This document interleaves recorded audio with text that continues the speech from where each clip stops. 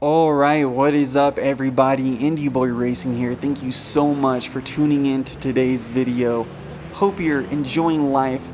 Everything's going exactly to plan, how you want it to, because right now at this very moment, that is not what is happening for me. A hot mess has just unraveled before your very eyes. First degree murder.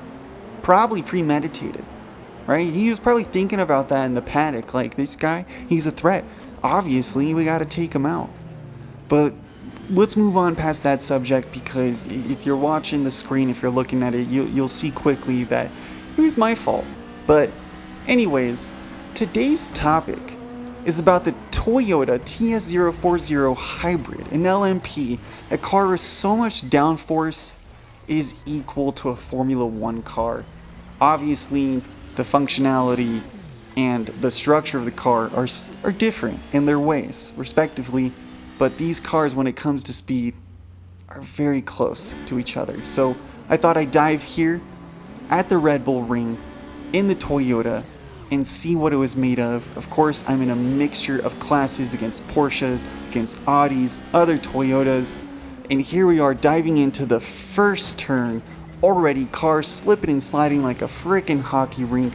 I get my finger down on the boost button and I just make quick work of this straightaway, where I will lose second place almost immediately, because one, this video is going to be all about tire management with this Toyota and how I absolutely don't know how to do it. It's something that just has not really crossed my mind. I know to be wary of tire temperatures, but then managing it throughout a race with strategy, how you're handling and driving the car, applying brake pressure, like, I know all those are factors, but really with this car and in this race on this track, it really comes into play, and it becomes something that should definitely be on the forefront of your mind when you are racing, especially with a car with such heavy downforce, where you're going to want to test the braking points. You're trying to be competitive. It's a quick lap, only 7 laps. Sure, 7 laps is 7 laps. Like, oh, that's medium amount, maybe. I don't know. I'm used to short racing, so it's pretty quick. So you lose pace, you lock up, you're dropping positions. Anyways, these cars had boost when I didn't. It was really confusing because I'll have boost coming out of this exit on this corner and they won't. Either way, tire management. With this, as you see, when I was messing with the brake bias, I have it about 60%. That's 60% of the brake pressure going to the front tires. And that is why I'm locking up. That's why you hear this loud screeching. I'm overshooting my apex.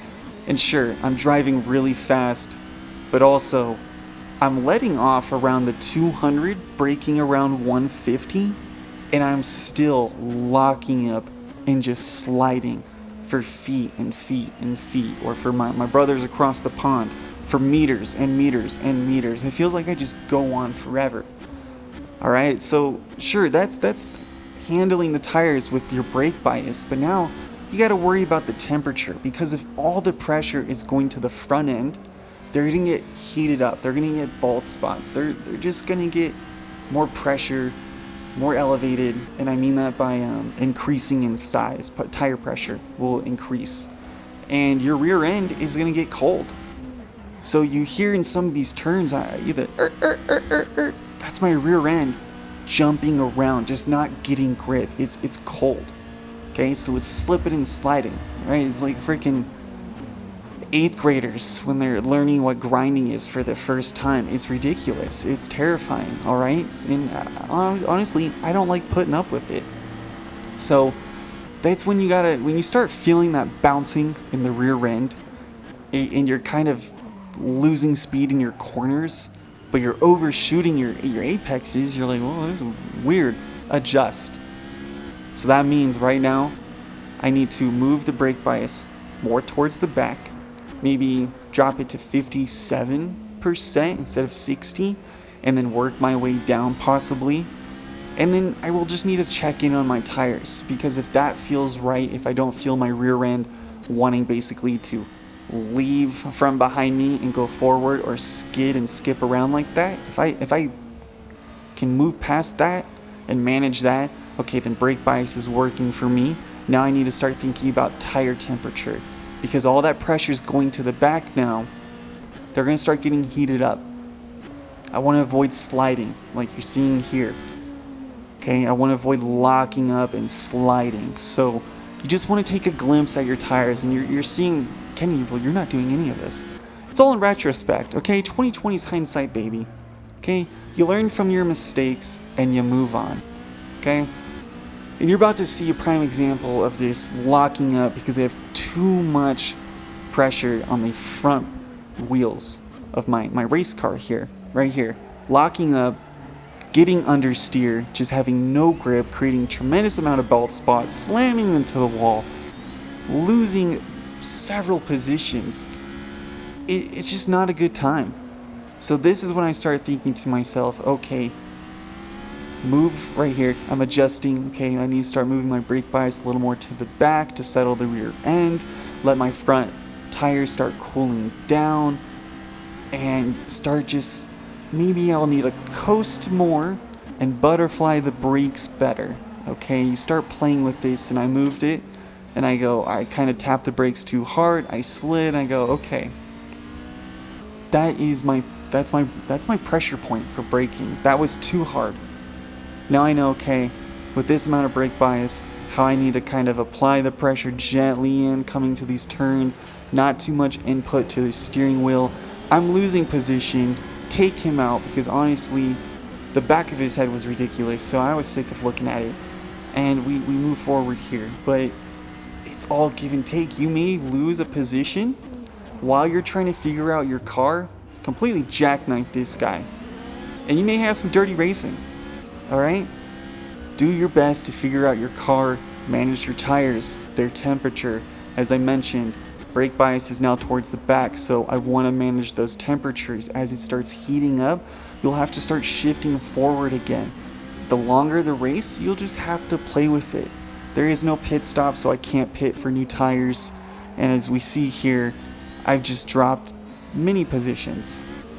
I've lost it. Hopefully I will be able to redeem myself in the future once I understand the tire management better with this car, the braking points with this car, how these tires are heating up at this time of day on this circuit, with how I drive, with how I'm handling it, with where the boost points are. As you see here, I'm pulling it up because I'm slipping and sliding, and I'm like, oh my gosh, these tires are heating up. No wonder.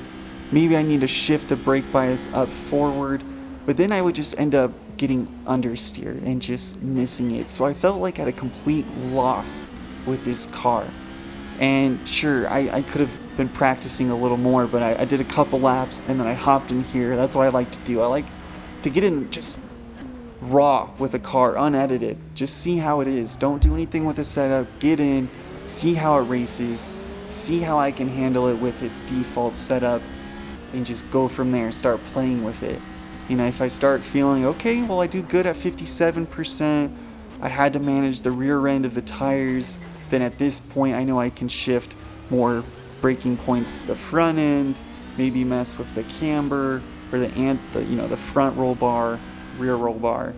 All these things, you start playing with it, you start making these mental notes as you're going through the laps.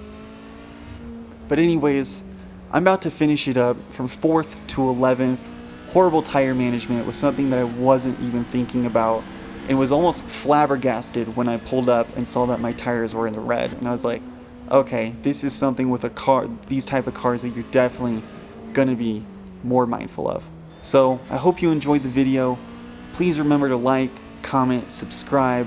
Let me know if there's anything I missed, or something I can learn, or if you learned something and you enjoyed the video, let me know. Leave a comment. I'm trying to build a community here. We're over 100 subscribers, so hey, small steps, baby. Let's go. But anyways, thanks again for everything. Finish the race. Here are the times. Whew.